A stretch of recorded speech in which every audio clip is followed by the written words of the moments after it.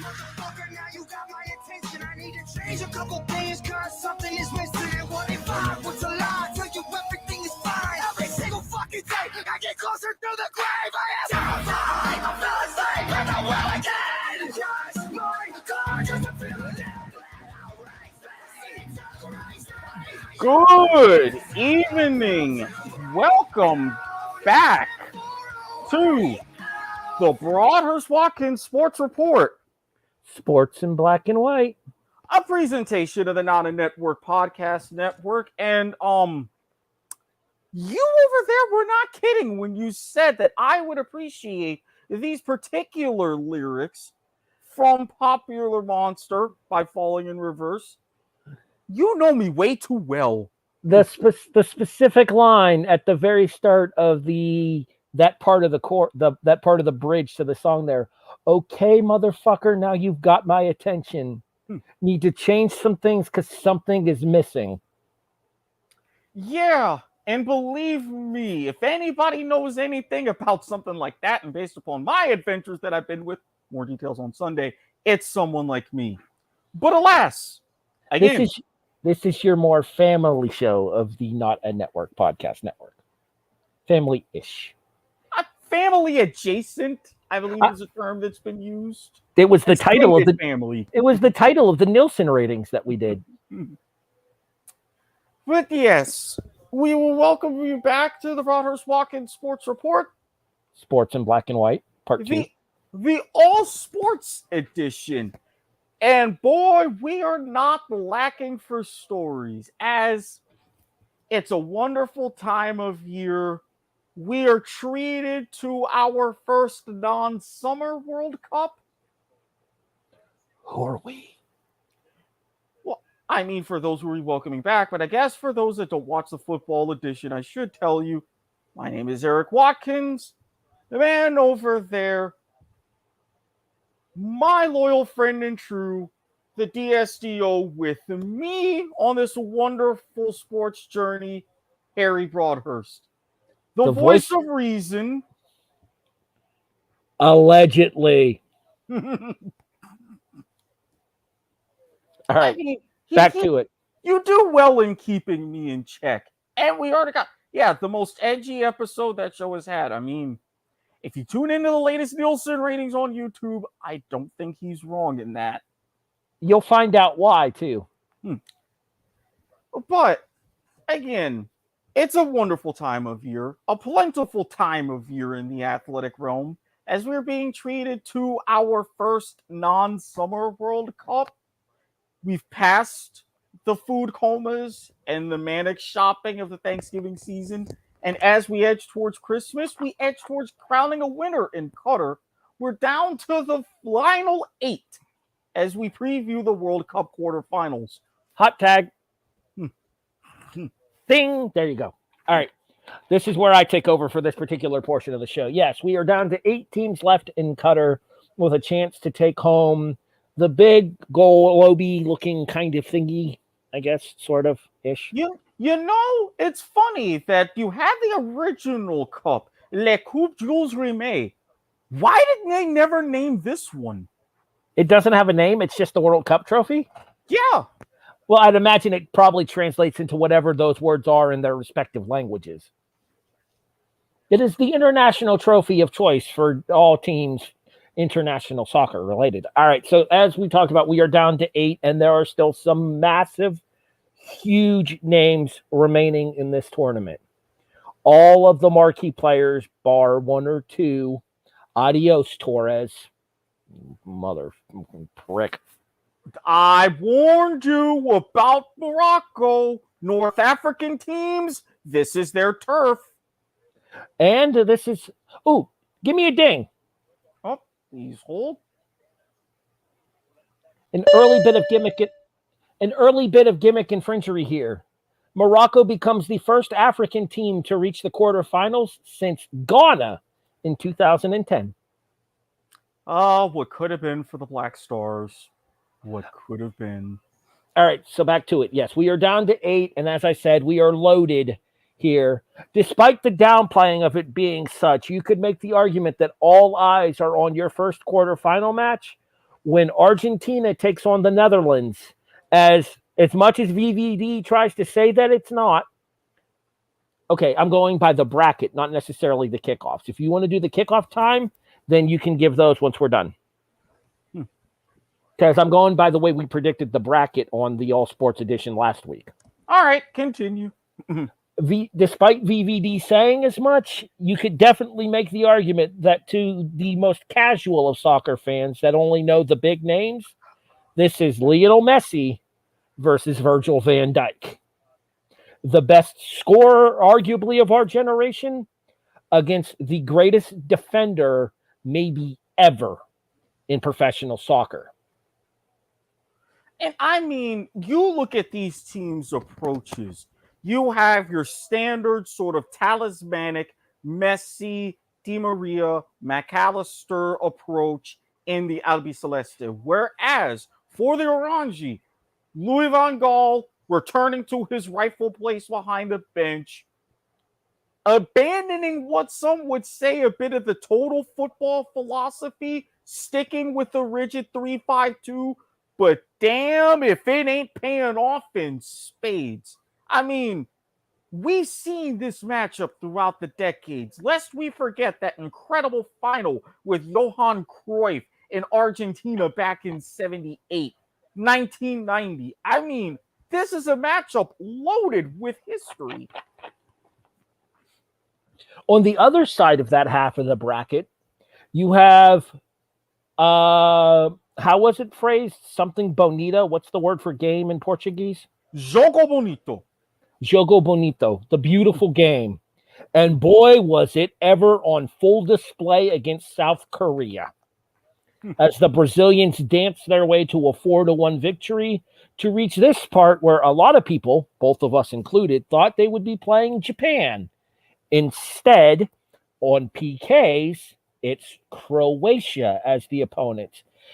And I will give my full predictions a little bit later on here, but for me, this comes down to, can Croatia put in the kind of performance that they did against Japan and keep those big names for Brazil away from the Croatian net?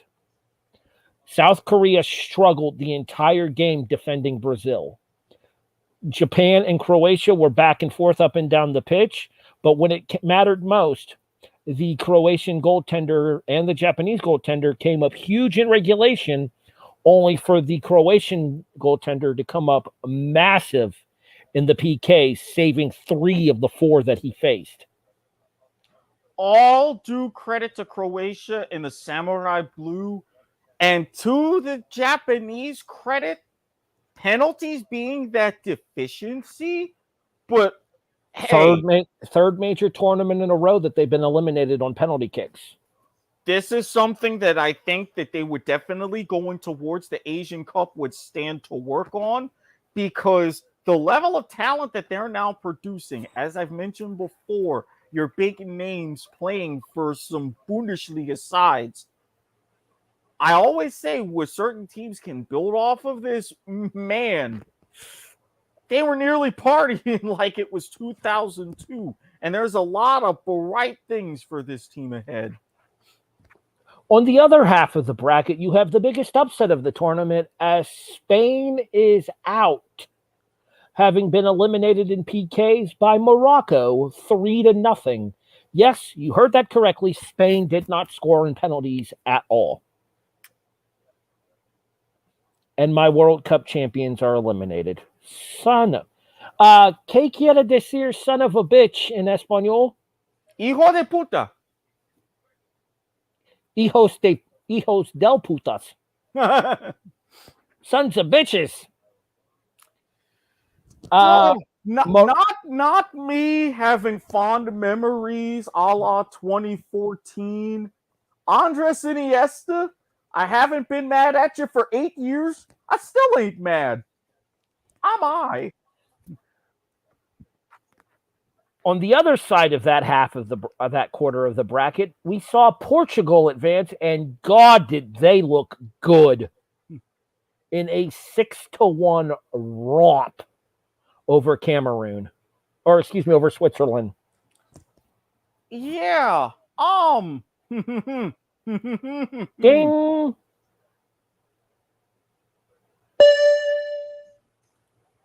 Remember this name, Gonzalo Ramos. Oh, I tag me in. I know this one. Go right ahead. The floor is yours. Who is the guy who started for Cristiano Ronaldo against Switzerland and had a hat trick before getting subbed off in the 70th minute? Youngest player ever to score a hat trick at the World Cup, doing so at 21. Wow. Yeah. Where does he play professionally? I'm going to look that up. Well, wherever he plays professionally ain't going to be where he's playing professionally next year.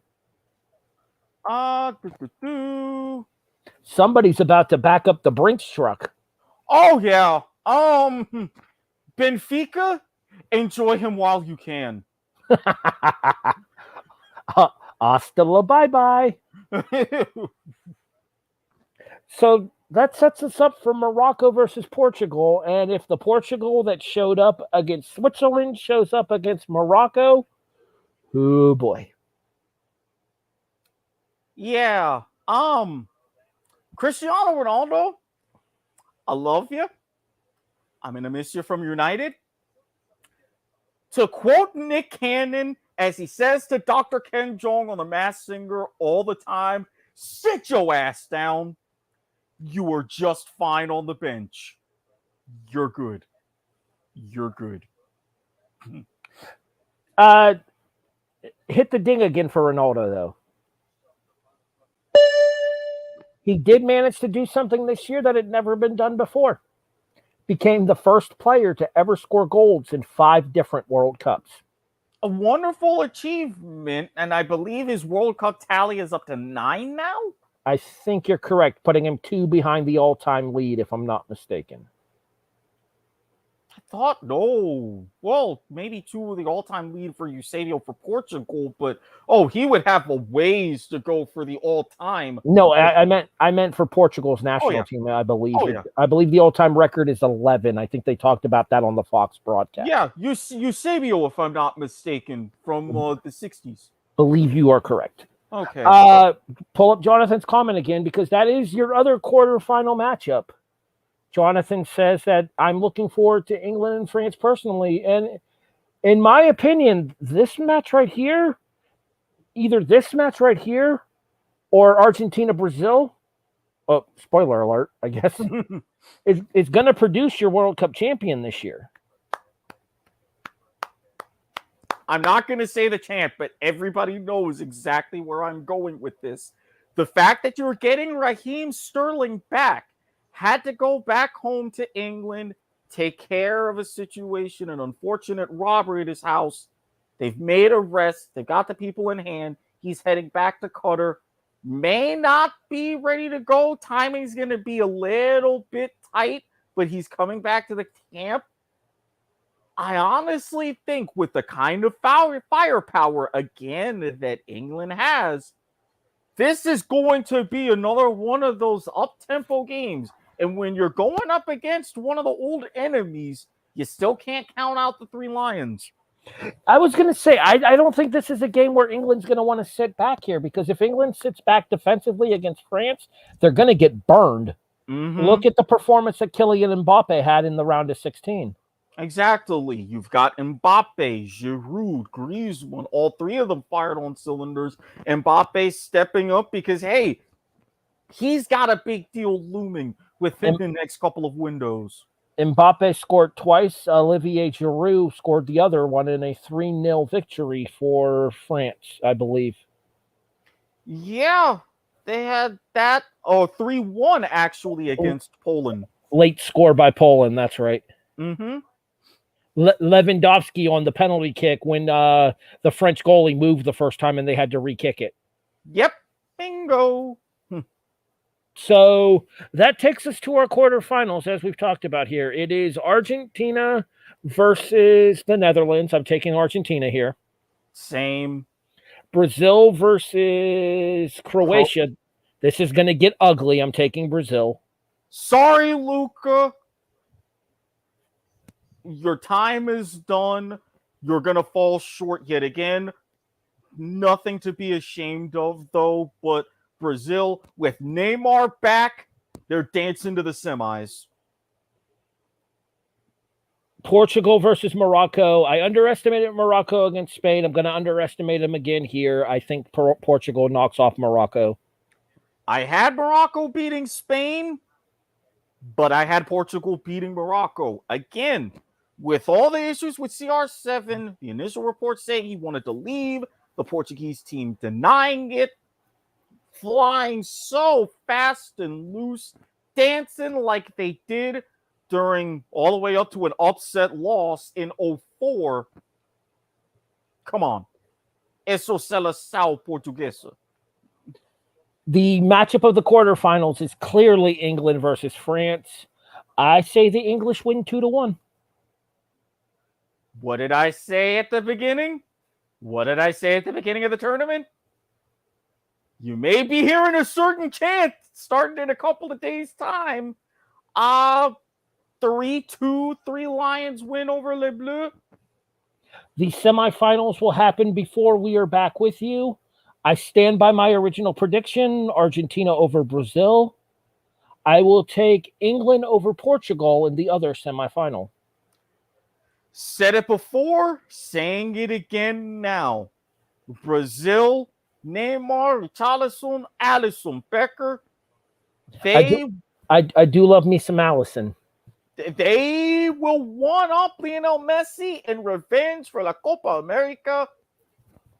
They're going to win, and they will be facing the team that invented the beautiful game, England, as they beat Portugal, sending CR7 off to Al Nassr in style, somewhat. The third place game and the championship game are a week from Saturday and Sunday, respectively. We'll be back with you before those games happen. I'd tell you to go look at our picks from last week, but, well, I picked Spain, so what the fuck do I know? Hey, I picked Japan winning against Croatia, so I'm only 7-1 in the quarters. I had Japan as well, so I'm 6-2, but that one of those two is my champion, so, you know. I told you. You know what I say to Morocco? You know what I say to Morocco? Chappelle them. But the edited version, if we have it. We don't? Okay, then don't Chappelle them. Edited version? What's that? I say this to Morocco. Fuck your couch. If you want to see the unedited version, tune into Point of Viewer on Sunday. And a couple of others. Wait, was that a wicket? Erik is distracted by cricket. Man, that is the Erik Watkins story. Distracted by cricket. I mean, again, Australia, West Indies. We'll talk about this later. Finally. Thank Jesus. Hand up.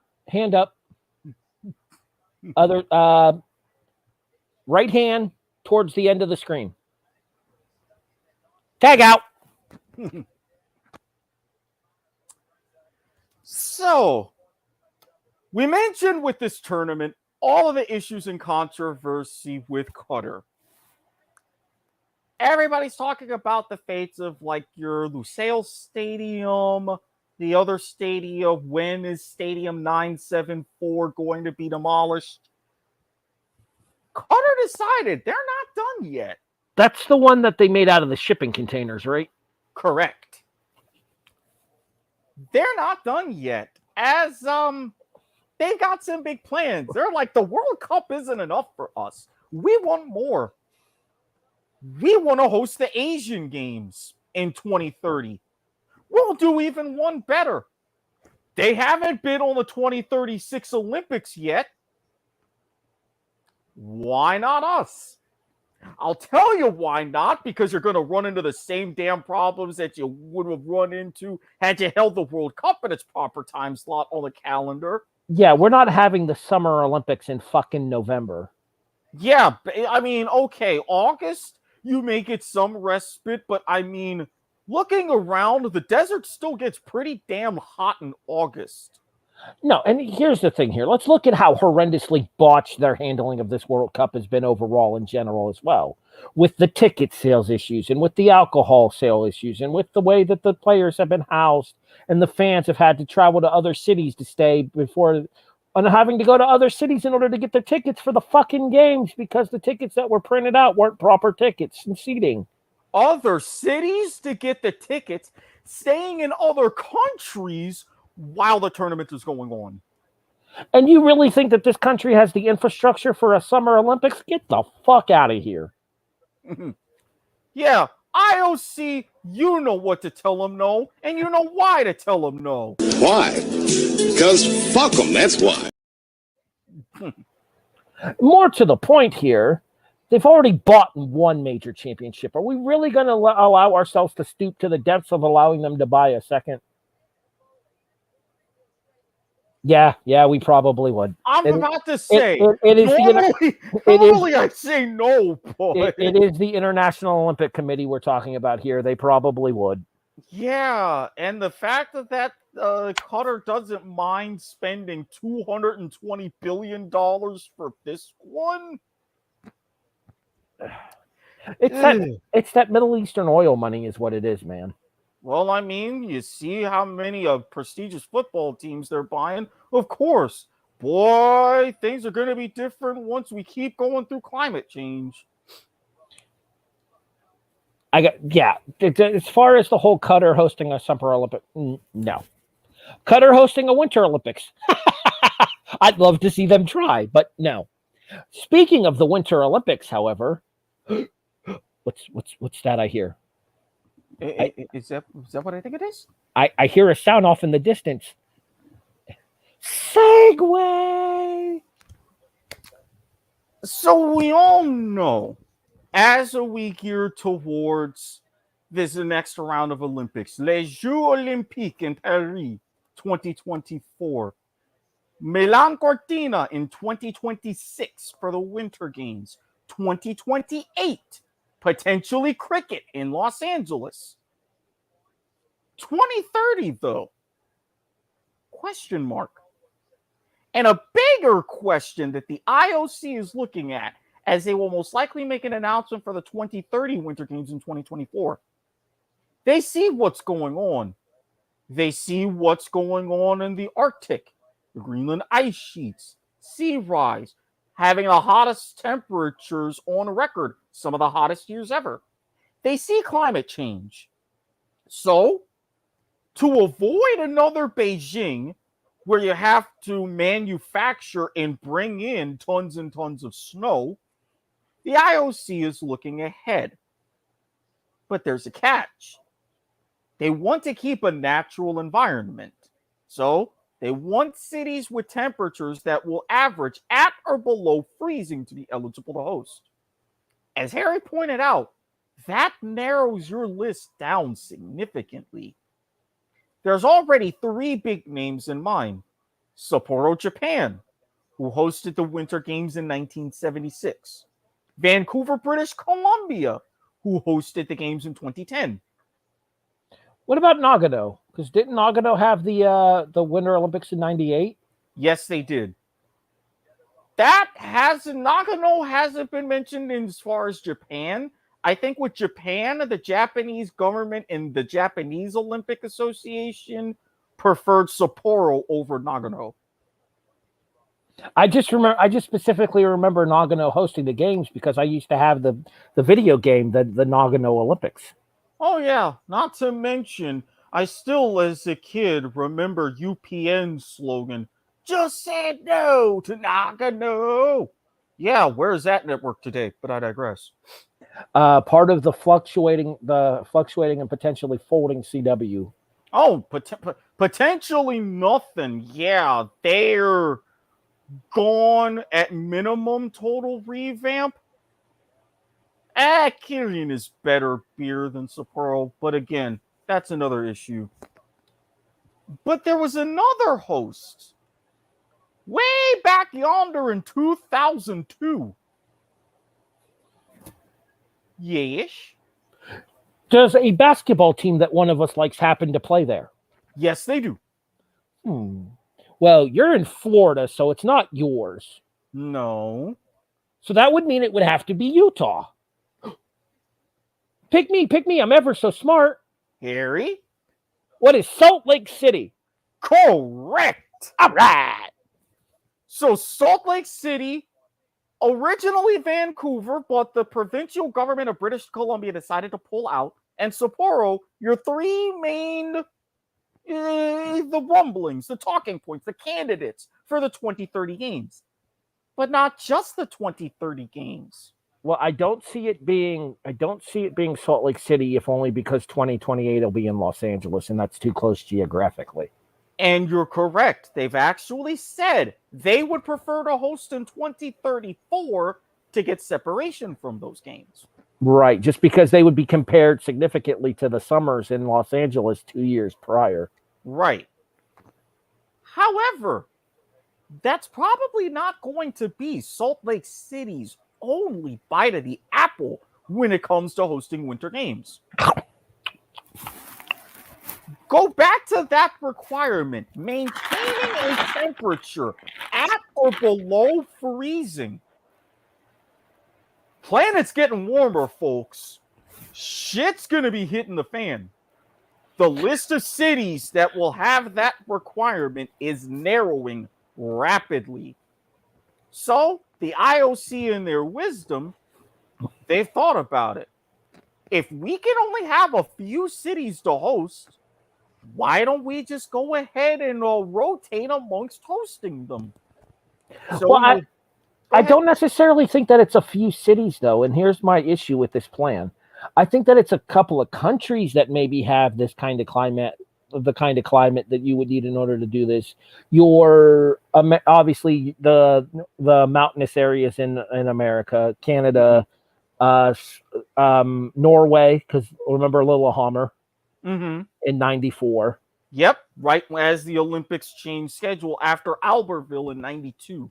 Like I could see over there as well, like your Britons or England's, whichever you prefer, your Sweden's and those kind of areas hosting as well. I mean, obviously you're not going to want to do the Winter Olympics anywhere south of the equator.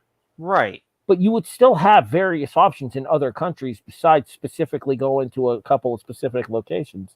I get the idea behind not wanting to have to forge the winter experience like you had to do in Beijing with the brought-in snow mounds for like the skiing and the snow jumping and everything like that. I understand not wanting to have to do that. But I think that if you're going to limit the amount of cities that are eligible to host the Olympics, you're going to piss off a large portion of your fan base for the Winter Olympics. And that part I completely agree. So the time frame that the IOC is looking at, they're looking at enough candidates so they can potentially have a 20 to 30 year rotation. Salt Lake City has said they've looked at projections. They feel up through 2050, they would be able to fulfill those requirements, which would be fantastic. But I do think you see, again, depending on how climate change goes, if all of our world governments get their shit together and do something to at least buy us more time at a bare minimum, if not, cut off the longer-term devastating effects, you are going to have a more wider option. So I think for now, if you're starting to build that rotation, you would look at Vancouver, you would look at Salt Lake City, you would look at Japan, but as things go forward, you would absolutely look more towards your Nordic and Scandinavian countries. Because even with England, with the way that the current system flows out in the Atlantic Ocean, why you're able to have warm air in summers in London, even though it's on the same latitude as Calgary, Alberta, they're going to have more and more effects because their climate is going to get warmer and warmer, and you're also going to have a lot more rain instead of snow. That's why you would have to look farther towards the Arctic Circle. Well, I'll point out this year, for example, here in Ohio, I'm in Ohio, for those who don't know. I mean, I'm pretty sure most of the people that watch this show do. It's snowed twice so far this year. and we're in December, mid-December, almost mid-December.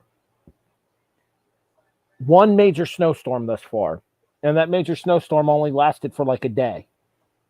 So it is clearly a much warmer winter season than we've been accustomed to thus far, even though winter technically doesn't officially kick off until the 23rd of this month. Usually we've had a series of snowfalls by this point in the year. And like I said, we've only had snow drop on the ground twice so far in the post-summer season of 2022.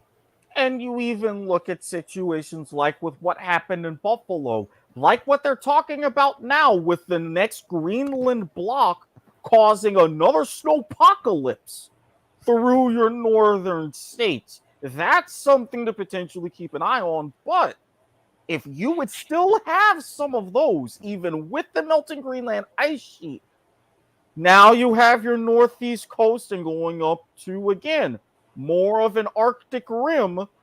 Hey, maybe Lake Placid stays in the rotation for another couple of decades. I was going to say 1980 for Lake Placid, yes? Yep. The Miracle on Ice was in Lake Placid, New York. US 4, USSR 3. I have a question for you. Do you believe in miracles? Yes! And now he's relegated to calling Thursday night this. At least he can still talk about gambling and everything else.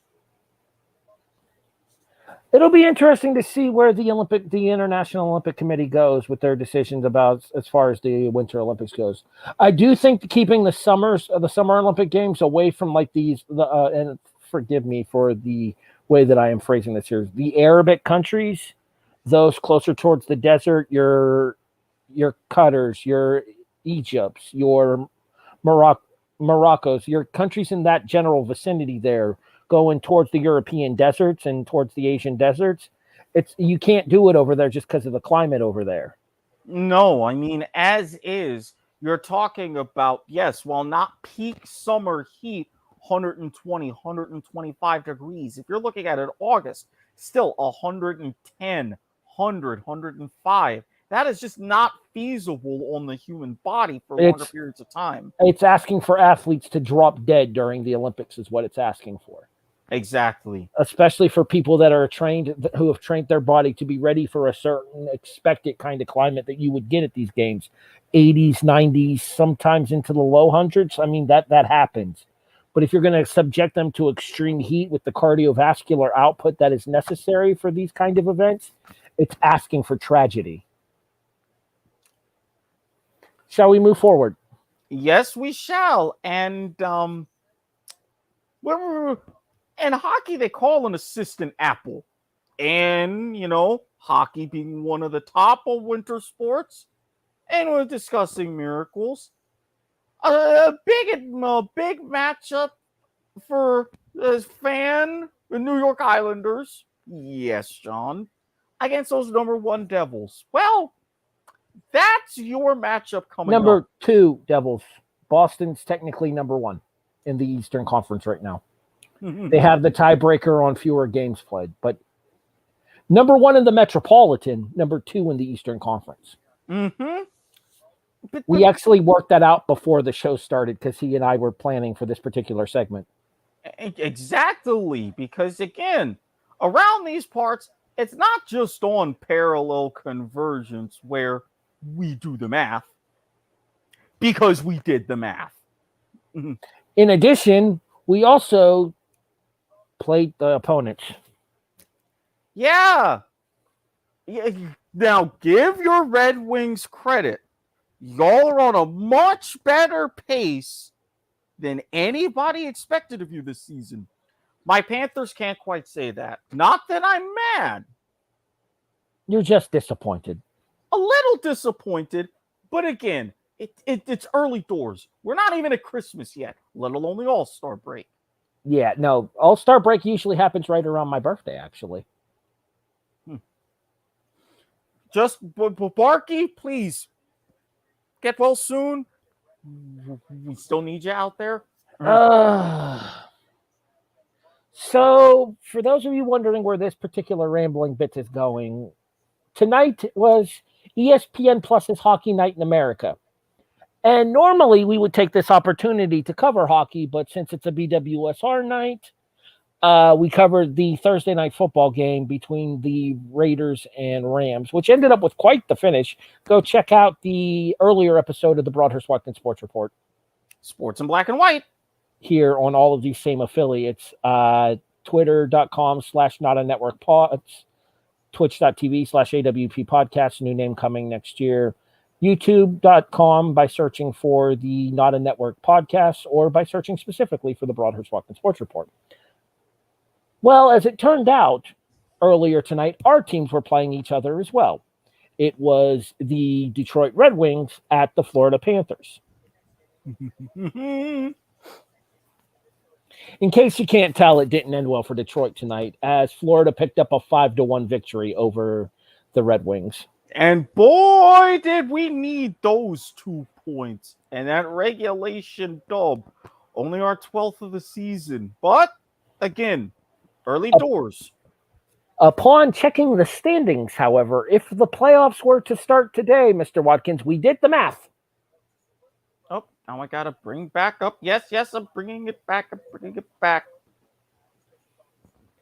And as of right now, Mr. Nielsen's team would be in the playoffs. Mr. Espinosa's team would be in the playoffs, despite the fact that 2 nights ago, Detroit went to their house and beat them 4-2. My team would be in the playoffs. We would be the 8th seed in the Eastern Conference. So then, who does that leave? We would be out by the barest, thinnest of margins, 1 measly point. But not just in 9th place. You would be in 10th place. Because we actually had to figure it out between us and the Rangers, who would get the 8th seed. So the Rangers would fall to 9, and then you guys would be in 10th with 30 currently. Mm-hmm. I said when we did our NHL preview a couple of months ago that I feel like the Red Wings number to shoot for this year is around 70. I still think that's a viable number. I don't think the Red Wings make the playoffs this year. I don't think that there's enough there, and especially not with who was it that we just brought in this year? The big free agent signing. God, God. I'm drawing a blank. I got to go back. He just got put on the injured reserve list. Okay. Like he jacked up his wrist and he's out for like 6 weeks. So that's not Ollie Mata. You said it was Bertuzzi. Todd Bertuzzi, thank you. Tyler Bertuzzi. Todd's little brother? I would have to think. It's not a common last name. No, I don't think it's little brother if I'm doing my math right. Older brother? Wait, son? I'm about to say, if that's the case. Because Todd was like 90s, 2000s, so that it might be his son. Yeah, Todd Bertuzzi with his own little bit of infamy when he was with the old Atlanta Thrashers. So yeah, that has to be his son then if he's related, or his nephew. Yeah, the nephew of Todd Bertuzzi. There you go. Bertuzzi is out for 6 weeks after messing up his wrist, I believe it was. Mm-hmm. So it'll be interesting to see if we can maintain the form that we've had thus far with our biggest free agent, our biggest piece added to the team this year on the shelf for a month and a half. I've been impressed by the play of Dylan Larkin. There's the one guy that made the team that's like 6'9", he's legit like Zdeno Chara sized, who played really well in the preseason and has apparently been doing pretty well during the regular season as well. I haven't had a chance to watch a ton of Red Wings games this year. But like legit, there's one of the guys that's on our roster. He's like a legit 6'9". Elmer Soderblom. Thank you. He had like a really good preseason and they decided to keep him on the roster. Well, I mean, at that size, again, officially listed 6'8", 246. That's a pretty big human, especially for a Swede. Correct me if I'm wrong. Zdeno Chara from Boston was 6'9", right? I'm trying to remember. I think he might have also been 6'8" because he and LeBron James were almost identical height and weight. I thought LeBron was like 6'6". 6'8" and at one point like 260. 6'9", according to Google. Okay, I've heard both. I remember that big comparison, and with the heights and weights in my head. 6'9", 256, according to Google. But I mean, either way, 6'8", 6'9", that's up there for like biggest hockey player ever. Yeah, I mean, hell, hockey has come a long way to when Gordie Howe at 6 feet and 200 was the biggest guy in the league. LeBron James is 6'9", 250. See, I knew it. I knew their heights. Could have sworn he was like 6'6". Maybe that's 6'9" in sneakers. I don't think so. I mean, I've never stood next to him, so I wouldn't know. You know who LeBron James is? Someone who has never been in my living room. You're welcome, Jonathan.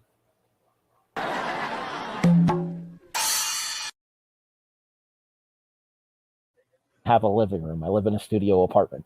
And before he corrects it and says, oh, it's nobody that's been in his kitchen, but that is beside the point. I'm going to cut him off before he cuts me off. The room in said place is irrelevant. The fact is I've never had the opportunity to meet him. I feel like that would be an interesting topic for one day down the road. Sports celebrity interactions. See, I'm thinking in my head how certain conversations would go. They would get weird. They would be epic, but boy, would they get weird. All right, so our NHL portion will wrap up with this here. His Panthers picked up the win over my Red Wings, and obviously the Panthers have momentum right now with the Red Wings. Both of us, Barlovsky, the goalie. Bobrovsky, thank you. Is that the one that's out injured right now? Yeah, unfortunately, but with Spencer Knight coming in, that's why we have the 1-2 tandem. We've got Bob, we've got Barkov out. We still got Kachuk, which coming in admirably for what he was designed to do. Not quite matching Huberdeau's scoring, but bringing that toughness in. We may fall short of that 100-point season, but I wouldn't be terribly mad as long as we continue playoff momentum. That's what I will be looking for. You're on pace for about 91 points right now. Yeah, which a couple fewer than I would like, but if 91 gets us in the playoffs and we have a shot at another playoff series win, I'm good with it.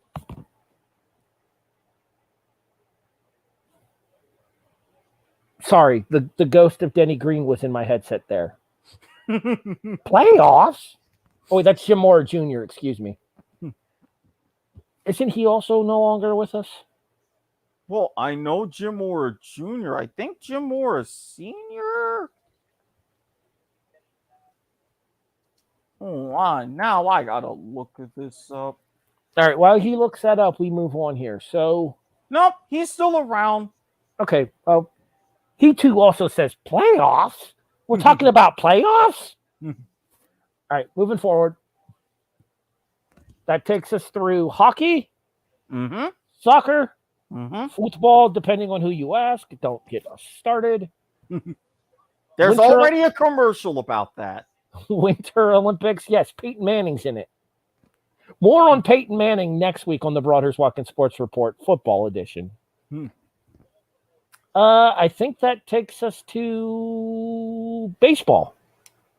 Buy me some peanuts, Cracker Jack, and outfielders, among a few other positions. I would argue that this has been the offseason of the pitcher thus far. Okay. Okay, maybe there's 360 million reasons why it's an outfielder's offseason. Yeah, well, would you hit 62 home runs and break a record of the Babe? Yeah, they're gonna back up the truck to keep you in pinstripes. Roger Maris. Well, yeah, well, true. Damn it, I forgot damn 61s. Anyway, I digress. 61 no asterisk. Technically, that 61 did have an asterisk Because he, it was 8 games more than Ruth hit 60 in. ding. Yeah. Ruth hit 60 in 154. Maris was in 162. Mm-hmm. I remember. So yes, when you have a record like that, and even with the Steinbrenners, they're like, we want to keep you here 99. So 9 years, $360 million. Here you go. John Heyman of MLB Network actually stated that the Giants were the favorites to get him. And I don't know if you saw the tweet by Blooper, the Atlanta Braves mascot. John, hey man, it might be time to get a new job.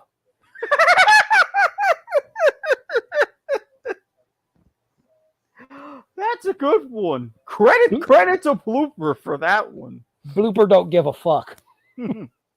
I mean, I'm not surprised to see him stay in New York, and specifically because of the fact that with him growing up a Yankees fan, and more specifically the fact that that's the organization he's been with his entire career so far, you have to think that the fan base in New York would have rioted if the Steinbrenner family,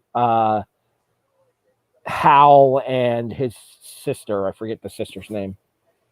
Yeah, but you're absolutely right, especially with the other moves that are going on, especially to the other side of New York, where you've got your World Series MVP, Justin Verlander.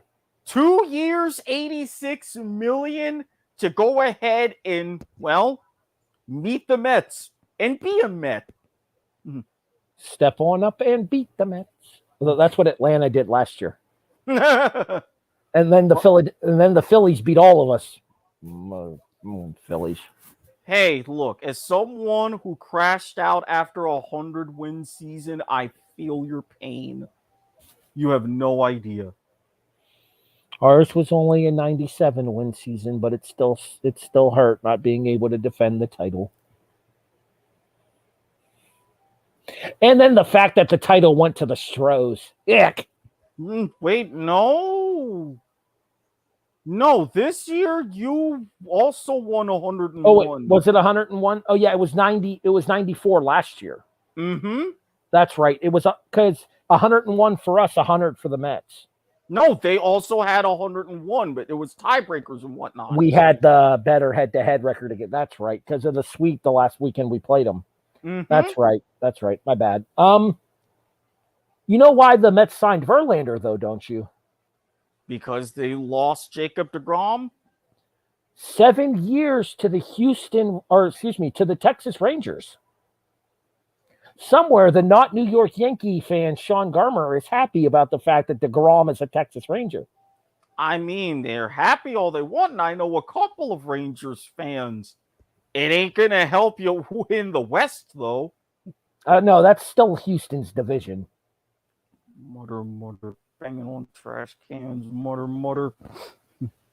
Let's talk about some other major names that have switched teams here. For me, specifically, the first name that comes to mind is the former Pittsburgh Pirate, Josh Bell, who, after leaving the Pirates for the Tigers, I believe, is now a Cleveland Guardian. Very important move for the Guardians here, because it'll give Jose Ramirez some protection in that lineup. I don't think that the Guardians really had another power hitter in the lineup that would have protected pitchers from being able to pitch around Jose Ramirez, because look at the caliber of stats that Ramirez had last year, and now imagine the kind of stats that he could have put up with a bat like Bell's backing him up in the lineup. Absolutely. And you're going to have even more of these moves, especially now that you're getting deeper into the era of the universal DH. You're going to have a lot more teams playing for that hitting strategy. I mean, another big example, Cody Bellinger moving away from the Dodgers, signing a 1-year, $17.5 million deal with the Chicago Cubs. I don't know if that's going to make that big of a difference for Bellinger going to the Cubs, though. Because batting was never Chicago's problem. Pitching has been over the last couple of seasons. True. But if you think about it, and with this kind of an arms race, or in this case, bats race, I get that, but, and I'll have to step away after this bit, when you've got guys like Xander Bogaerts, 11 years, $280 million to the Padres, leaving the Red Sox behind, yeah. But what about, didn't the Red Sox also pick up a big name as well during this run of free agency? I saw that they I just saw a name come out associated with Boston, but I don't specifically remember which one it was. Masataka Yoshida from NBC in Japan. No, there was an MLB name that went over to Boston. Oh, I'm going to look that up because I know that they were talking about that one. That's the big name that I'm coming up with.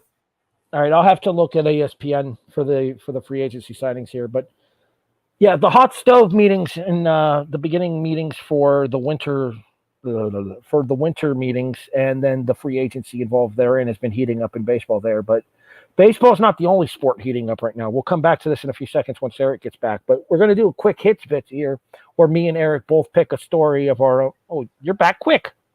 Yeah. Talking about quick hits, although I will need an extra second to pull up something. All right. Well, while you're doing that, I will go ahead and do my quick hit real quick. Okay. Oh, geez. Anyways, the quick hit story that I had was, so last year's NCAA championship game. Mm-hmm. You may remember it. There's a certain team in Lawrence that won the title. Good for them. Mm-hmm. Not the relevant. I just wanted to say that, not the relevant part of the story. The team that they beat in the final was North Carolina with Coach Herbert Davis. And North Carolina and Herb Davis came into this season as the number one ranked team in the country. We now sit a month and a half into the season, Erik, and not only is North Carolina not number one in the country, they're not in the top 25 currently. How the mighty have fallen. As Virginia Tech handed North Carolina its fourth straight loss, and the Tar Heels fall to 5-4 on the season, out of the top 25. But we talked about Carolina falling. They're not the worst disaster story in the ACC this year. Woo! We talked about expectations for our teams, and your team actually opened with an ACC victory. And then another victory over Cornell just a couple of nights ago. I think last night, as a matter of fact. 107-105, you guys held on to beat Cornell. I mean, hey, Coach L, we can still run and gun with the best of them. The team that you beat in your ACC opener was Louisville, or Louisville, depending on where you're from. Oi. You want to talk about teams that have fallen? The Cardinals are 1-9 this season, I believe. I just had those standings up. I think 1-9. 0-8 from what I'm looking at. Oof. And we talk about the RPI in basketball. We talk about the Sagarin ratings in college basketball. These are ones that the tournament committees look at in order to determine eligibility for your at-large teams. Another one of the ratings that they look at a lot for those kind of things are called the net ratings, NET. There are 346 teams in Division I college basketball. Currently, Louisville is ranked 344th in the net ratings.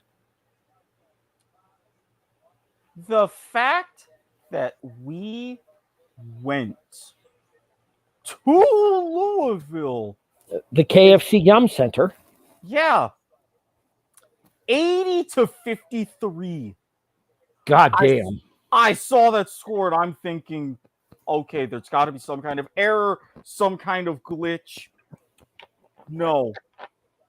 We were up by 19 at the half.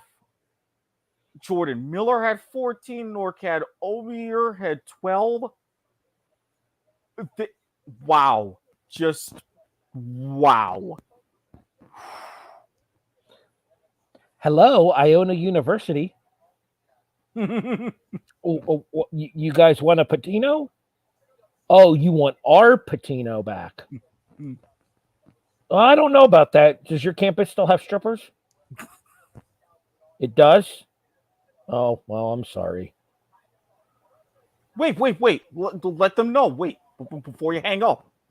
They've got off-campus clubs. They could go. It doesn't have to be a whole thing. There's plenty of champagne rooms and fine establishments in the Louisville area. You realize we're in New York, where the class of women is significantly higher. Higher class, yes, but standard of living adjustment, I will call it. More specifically, what are the girls willing to do in the champagne rooms in the two respective states? Family show. We'll leave it at that and let you use your imagination. So my story is indeed how the mighty, specifically the ACC mighty, have fallen this particular season. Although I will say a little bit of a silver lining for North Carolina, and then I will let you take back over for your quick hit. Joe Lunardi, ESPN bracket specialist, he of bracketology, the term you hear thrown around so frequently about the NCAA tournament, the man behind the madness, literally in this instance, has North Carolina slotted as an 8 seed. Fun fact, it was as an 8 seed last year that Carolina went on its run all the way to the national championship game. Again, Lawrence, Kansas, things happened. Largest deficit overcome at halftime in NCAA championship tournament history. Mutter, Kansas, mutter, postseason ACC champs, mutter, beaten teams. Someone's still a little bitter that we knocked them out in the Elite Eight. Yeah. Bring out this. I just need a little thing of salt. It's gotten better over the months. I only need the little one. Well, you got me back tonight with Florida and Detroit. This is true. So when it comes to our most recent sports head-to-head matchup, you've got this one won. I think Manchester United beat Liverpool when we played too. Yeah.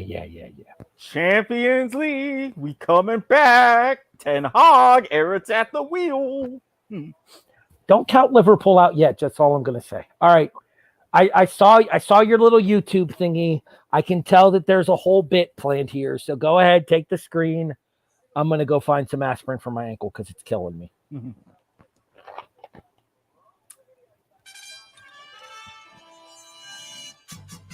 You diehards know exactly what time it is. And as you noticed earlier, I'm currently watching the second test in Adelaide between Australia and the West Indies. Day 2, it's at dinner, day-night test. Australia 4 for 436. Labuschagne continuing his tear. Congratulations on 3,000 test runs. Currently 163 not out. Actually, no, he was out. Travis Head is still in. But let me tell you something in the other test series going on. England and Pakistan. It's not often that you get in a 5-day test teams combine for over 1,700 runs. It's not often that you have both teams hit 550 in the first innings and you get a result. But that is exactly what the era of baseball has brought to us. After a world record first day where England hit 506 runs, they were all out for 657, Pakistan in a thrilling chase, and with 10 minutes to go, fading light at Rawalpindi Stadium, 5 wickets tumbled in the final session, getting England the win. You may talk about their methods, talk about their tremendous scoring rates going at 5, 6, and over, even shining the ball off Jack Leach's head, which, hey, whatever works, it works. And I'm telling you this right now, especially with an Ashes on British soil coming next summer, baseball's here to stay. And with the way teams like Australia are playing right now against the Windies, baseball is here to win. You may lose, but you're going to get results. And with the state of Test cricket where it is nowadays, I think this is one of the best things that could possibly happen to the format. I ain't going to root for you, but I'm glad you're doing what you're doing.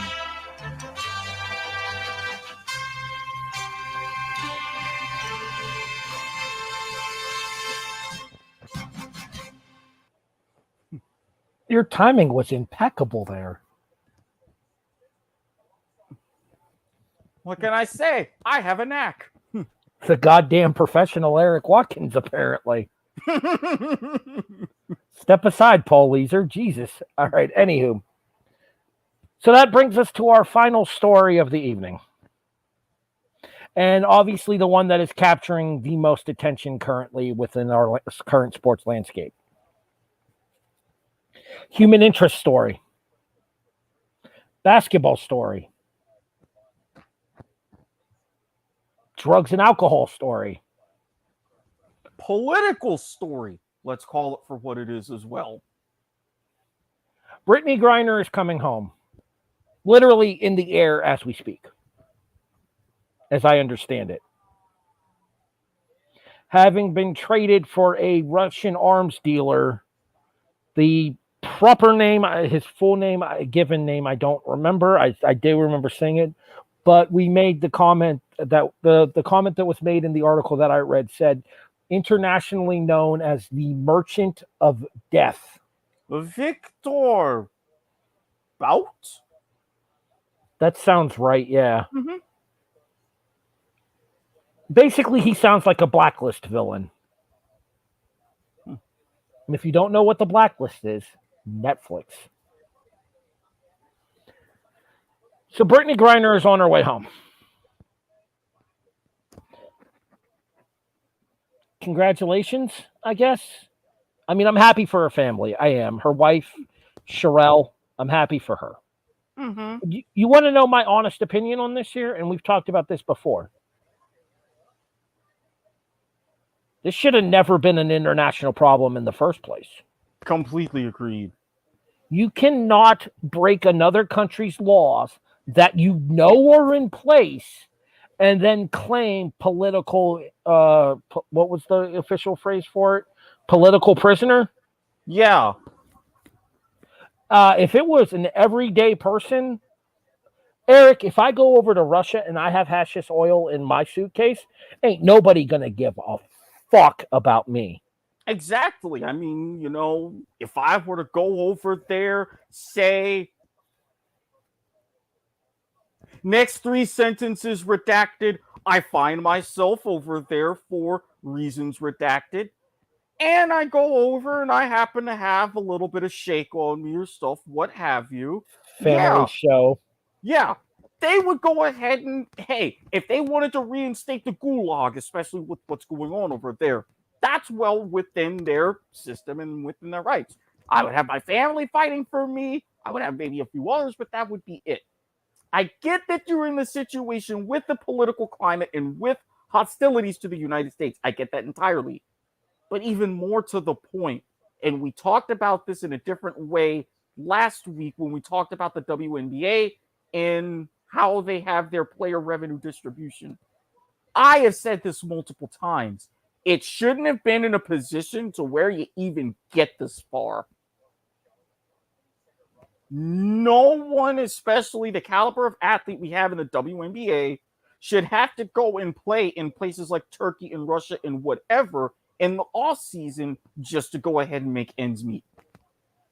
I don't disagree with that. But at the same time, if you are going to be a guest in a foreign country, then follow their fucking rules.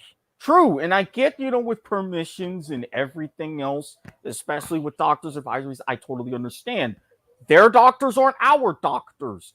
Their laws on certain things are not ours. They've made it known. The article that I read stated that the reason that the hashish oil was in her suitcase was as a result of hasty packing.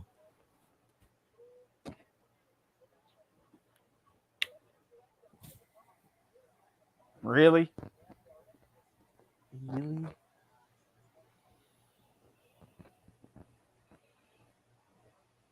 And if you buy that, I have a bridge in Brooklyn for sale. Well, you've got your bridge in Brooklyn. I've got some wonderful beachfront property in Omaha. Expand your real estate portfolio.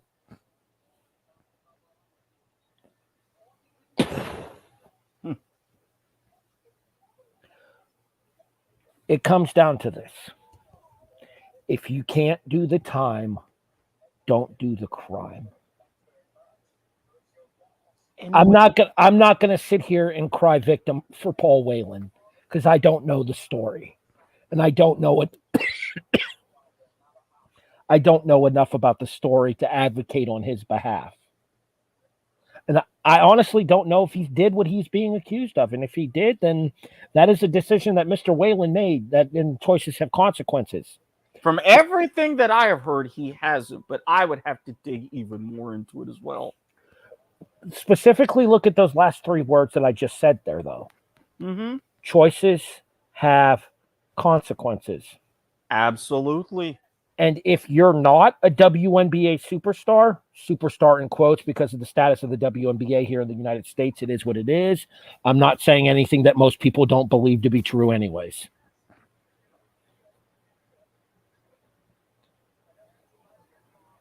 If you're not one of the faces of the WNBA, in addition to one of the faces of the LGBTQ community, in addition to one of the faces of being a modern Black athlete, no one is going to care. I don't say that hastily. I don't say that without regard for Brittney Griner, because I'm happy that she's going to be reunited with her wife. Mm-hmm. I'm happy that she's going to be back in the United States, even if she didn't respect the country enough to stand for the anthem before she went overseas. I'm happy that she is going to find her status back here in the United States once she returns. But I want her to very, very strongly think about the government that she decided to oppose going to bat to save her ass for violating an international law. And again, I have shared my thoughts on point of viewer on this government and everything on many occasions. Mm-hmm. I will save those occasions. You want to go back and listen? Absolutely fine. But everybody who knows me knows how I feel. But at the end of the day, you're here. You can fight for everything here. But if you go somewhere else with all this and that, that's entirely on you. You're there. It's not here. Here may not be the best, but you already see the grass damn sure ain't greener on the other side.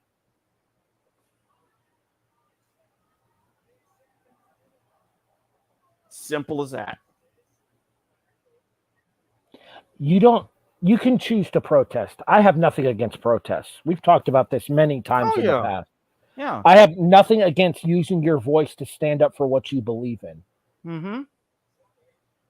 But you know what this is? This is a case of sheer hypocrisy to me. This is a case of this country isn't what it should be until I need it to save my ass.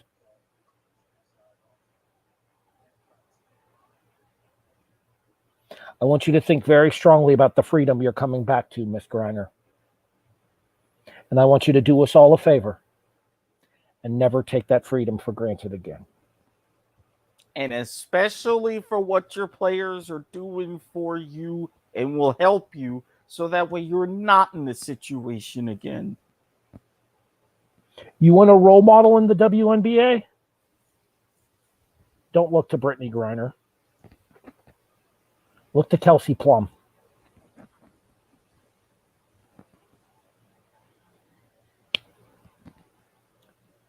You know what the goal is, Erik?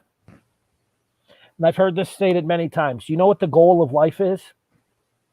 A life well lived is a life where you leave things better than you found them. A WNBA example of that is Kelsey Plum. Absolutely. What we talked about last week here on the show when Sean was our special guest.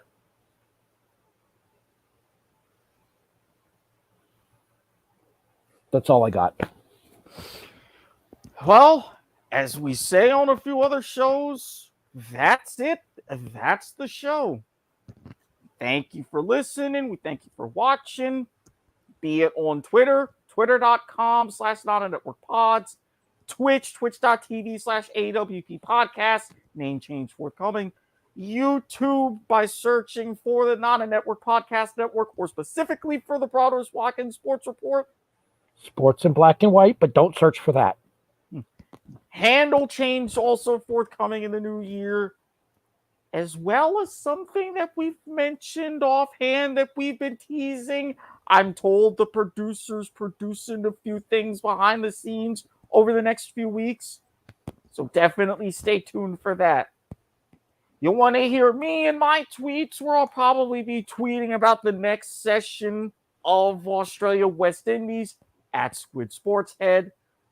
If you don't like how I brilliantly timed the extended version of Australia's Channel 9 cricket theme for my bit about how good baseball is and how it will help change Test cricket for the better, then feel free to send all of your hate mail to HEB the Eagle on Twitter or at hebtheeagle@yahoo.com. Real quick, I want to give a special thank you to Jonathan Nielsen for hanging out with us tonight in the comments and helping keeping us engaged. By all means, people, if you find yourselves on Twitch or Twitter while the show is live, feel free to comment on the show threads that are happening there, and we'll be happy to engage with you, discuss with you, interact with you throughout the course of either the Thursday night football game or throughout the course of the All Sports episode. He is the anchor man. He is the DSDO, the HNIC of the American Whammy Podcast Division. He's Erik Watkins. I am the voice of reason. Allegedly. My name is Harry Broadhurst. You have been watching, listening, whichever, to the Broadhurst-Watkins Sports Report. Sports in black and white. A presentation of the Not a Network Podcast Network. We'll talk to you guys in 7. See ya. Thank you for listening to the Broadhurst-Watkins Sports Report, Sports in Black and White, a presentation of the Not a Network Podcast Network, available online via most major streaming services.